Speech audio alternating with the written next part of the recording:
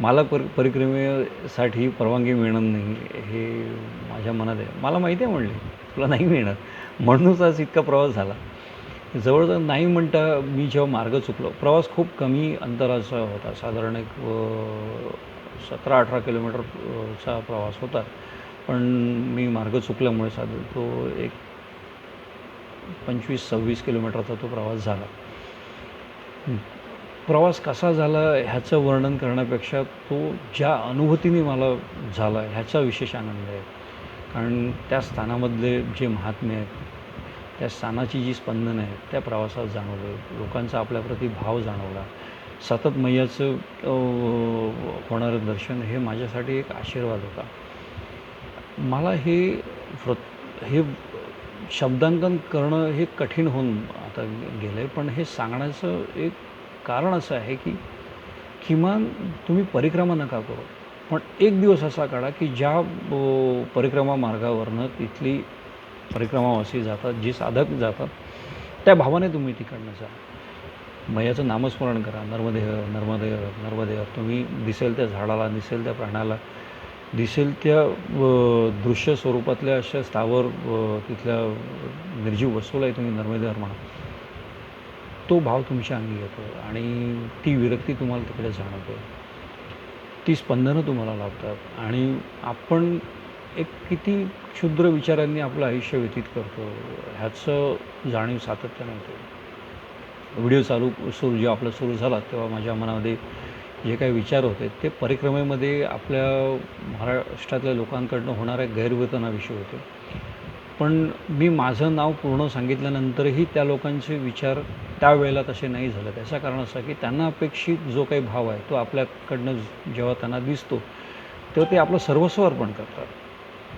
आणि हा त्यांच्यासाठी एक वेगळा अनुभव असतो. कारण त्यांच्यासाठी त्यांच्या दारात येणारा प्रत्येक व्यक्ती हा मैया स्वरूप आहे. ते तुम्हाला मूर्ती स्वरूप जाणतात, तुम्हाला नमस्कार करतात, तुम्हाला काय हवं नको ते पाहतात. तुमच्या छोट्या मोठ्या व्यवस्थेमध्येही त्यांचा सहभाग असायचा त्यांना एक प्रयत्न असतो. त्यांची प्राप्ती काय आपल्याला माहीत नाही, पण त्यांच्या चेहऱ्यावर दिसणारा हा आनंद आहे ना, हा टिपायचा असेल तर किमान एक दिवस आपली वाट वेगळी करा आणि ह्या मार्गावरनं जाण्याचा प्रयत्न करा. निश्चित तुम्ही ते प्राप्त करून या जे कधी विचारातही तुम्हाला सापडणार नाही. आणि दुसरं असं की इतरांच्या परिक्रमेची वर्णनं ऐकण्यापेक्षा आपण तिथे व्यतीत केलेला 1 तास हा तुम्हाला मैया काय आहे हे जाणण्याकरता पुरेसा आहे. कारण खूपसा आपला प्रयत्न असतो की हे परिक्रमेमध्ये गेल्यानंतर त्यांचे अनुभव काय असेल. इतरांचे अनुभव वाचवू नका, त्याच्यामध्ये मजा नाही. आपले अनुभव निर्माण करा आणि त्याच्याकरता एक पाऊल पुढे या, थोडासा प्रयत्न करा. तिथल्या व्यवस्था थोड्याशा आपल्यासाठी अपुऱ्या आहेत. माझा बऱ्याच वेळा प्रवास झाला, पण तिथे गेल्यानंतर मला कसलीच उणीव जाणवली नाही. कसलीच म्हणजे कसलीच. अशा अर्थाने कारण आपल्याला काय हवं आहे आणि काय मिळणार ह्याचा हिशेब जेव्हा आपण सोडून जातो ना मैयावरती, त्यावेळेला हे अनुभव तुम्हाला निश्चित येतात. मला आलेले असंख्य अनुभव आहे, आजही मला ते समोर येतात. पण काही बंधनं असतात की ते अनुभव मांडणं हे माझ्याकरता कठीण आहे. पण माझी आपल्याला हात जोडून विनंती आहे की आपल्यातर्फे प्रत्येकाने किमान एकदा तरी हा प्रयत्न करावा.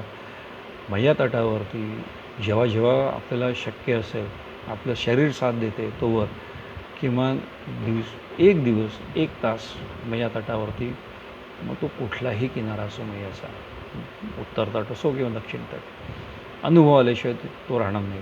म्हणजे ही ग्वाही मी तुम्हाला माझ्या वतीनं जे मला आजवर जाणवलं त्यातनं देतो. मी काही साधू संन्यासी व्यक्ती नाही, गृहस्थ आहे. पण गृहस्थ असतानाही हे अनुभव तिथे आपल्याला प्राप्त होतात. याचा अर्थ आपल्या पाठी जी काही पुण्यही आपल्या पूर्वजांची आहे, त्या तटावरती त्या संन्यस्त महात्म्यांची आहे आणि त्यांची देत्या वृत्तीची आहे. त्याच्यामुळे हे सगळं घडतं. नर्मदे हर. पुन्हा अशा कुठल्या एखाद्या क्षणी असेच आपले अनुभव आपल्यासमोर सांगण्यासाठी माझा प्रयत्न राहील.